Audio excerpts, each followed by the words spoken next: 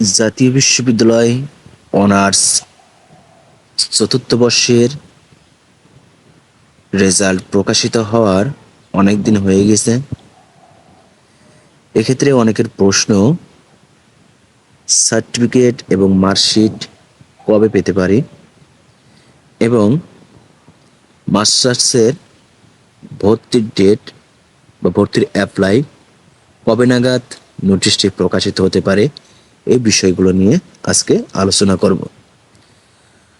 প্রথমত, মাস্টার্সের ভর্তির অ্যাপ্লাই জানুয়ারির মাঝামাঝি অথবা শেষ সপ্তাহে শুরু হতে পারে এবং এখানে যে তোমরা যে পরীক্ষাটি দিলে তার সনদ অর্থাৎ সার্টিফিকেট এবং মার্কশিট এটাও জানুয়ারির শেষ সপ্তাহে অথবা ফেব্রুয়ারির প্রথম সপ্তাহে নিজ নিজ কলেজ প্রতিষ্ঠান থেকে উত্তোলন করতে পারবে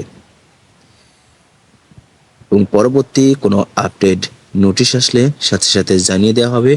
অবশ্যই চ্যানেলটি সাবস্ক্রাইব করে পাশে থাকবে। সবাই ভালো থেকো। আল্লাহ হাফেজ।